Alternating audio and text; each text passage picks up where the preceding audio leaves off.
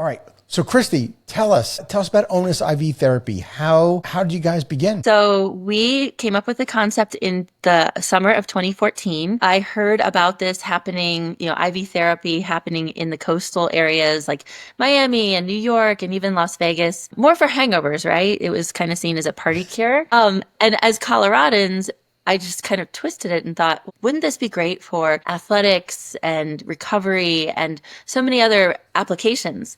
So we heard about one in Arizona, and we were attending a mountain bike race anyway down there. So after 3 days of riding in the desert and, hanging out with friends and just getting dehydrated, we decided to check it out in Scottsdale. And we did it. We felt replenished, revived. We were like, we've got to do this in Colorado. So that's what we did. We partnered with our friend and medical director, Dr. Benjamin Wilkes. He's a board certified ER doctor. And the three of us put together the concept, and after many late nights at the kitchen table, we launched in May of 2015, and we were lean and mean. We didn't have a brick and mortar even yet. We didn't have much overhead. So we launched in a van, a Sprinter van, and we called her Large Marge. She was large and in charge.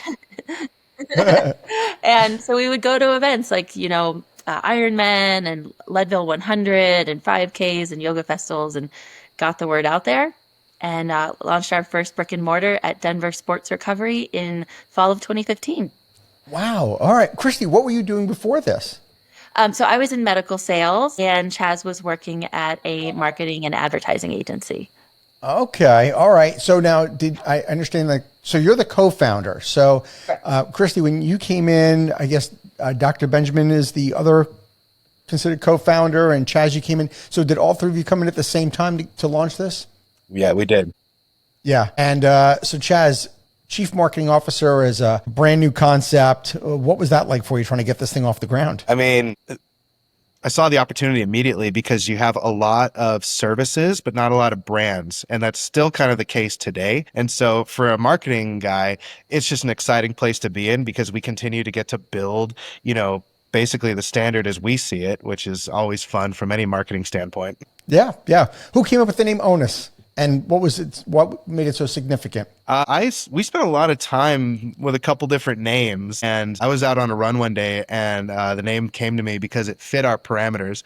We wanted a name that was within 6 letters. It had to be a name that no one else had so that we would have a chance to own the word. And when it comes to onus, it's an uncommon word. And even though it means, burden of responsibility, we chose to take that burden and flip it on its head and say, well, this is a good thing. If you want to perform, if you want to be better at anything in life, you're going to have to prepare and put in the effort. And so in that regard, it sets us apart from just being a reactive hydration hangover service. So yeah, it gave us a chance to really have a brand, not just a service. This, by the way, is great business advice for anybody that's starting a company when it comes to naming your brand, because what you've done is trying to own that. By owning a name that's so unique, you probably know this, it's going to cost you more money to get that brand name out there, but it's going to pay dividends in the long run. And not to mention, everybody thinks, well, I can trademark something. But if you trademark a really easy name, you can't protect it. So why bother owning it? Yeah, I'm glad that you understand that. I mean, before they chose Nike, they were considering the name Sector 6. How bad would that be for the shoe company? Nike is such a better word, but it takes that effort to get there. Yeah. Yeah. I went through that with my own company when I named my company I9 Sports, named after 9 eyes that were symbolic for my company. But truthfully, when we were trying to come up with a name, we had all these generic sports names, and it didn't feel right, but I knew that it was going to cost a lot more to really get the word out there so that people would understand. But I wanted it to be like Kleenex and Xerox, and that when people know the name, they refer to it. And I think you guys want to do the same thing when people say, I'm going to Onus. What they really mean is they're going for IV therapy, right? And to make a good choice. Absolutely. Absolutely. Okay. So Kristy, you start out, what is life like when you first launched this brand? It was the wild, wild west. Was it?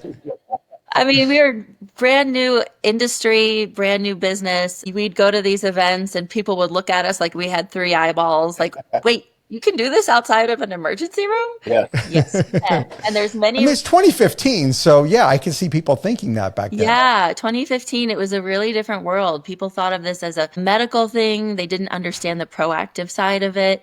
So a lot of it was education, educating the consumer, teaching people that, hey, this isn't, you may have heard about it for hangovers, but you could do this for a cold or flu. You could go do this for travel preparation if you're going to be on a long haul flight. You could do this if, you're just exhausted and you've been running yourself ragged from work. So it was really crazy in the beginning because we did have a lot of that education piece. And now here we are 10 years later and people know about this now, right? And so it's enabled us to expand our services. We are proactive in hormone health now, peptides. It's not just about IV therapy anymore with us.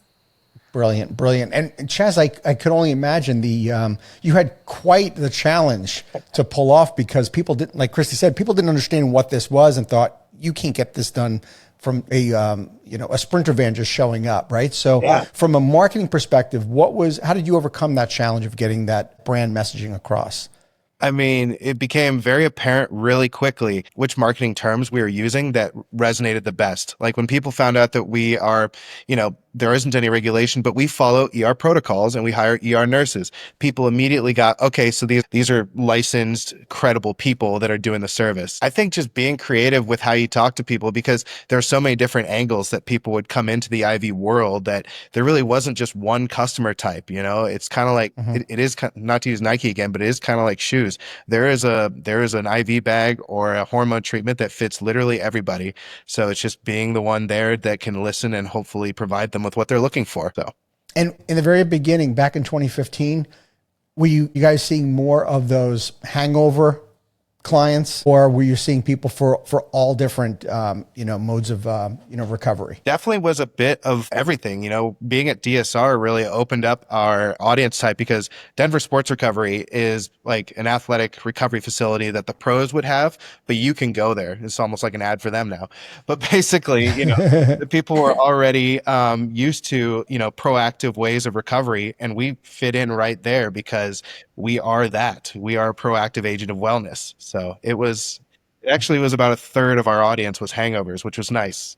Kristy, was there a pivotal moment when you knew, I think we're really onto something big here? Yes, I would say that in 2017, when we brought on our angel investor, we knew we had something. The fact that she was a loyal client who approached us and said, hey, I believe in what you're doing. I want to see this grow. That was the moment that we knew we could go beyond just one location and have multiple. And we started to see the audience. It was like a hockey stick, our sales numbers in those early years, because people started to catch on pretty quickly. And it's just how they felt. They felt amazing afterwards. People wanted, when we started having the membership model in 2017 as well, we saw the loyal clientele coming in more and more. We knew this was a thing that really made people feel better. Thank you for tuning into the Emerging Franchise Brands podcast. For additional insights, guest applications, and to stay connected, visit us at efbpodcast.com. The Emerging Franchise Brands podcast is for entertainment purposes only, and the views expressed do not necessarily represent those of Emerging Franchise Brands, its host Frank Fumey, or Emerging Franchise Group LLC. Any discussed franchise or investment opportunity requires thorough investigation, obtaining proper disclosure documents, and expert consultation before making any investment decisions.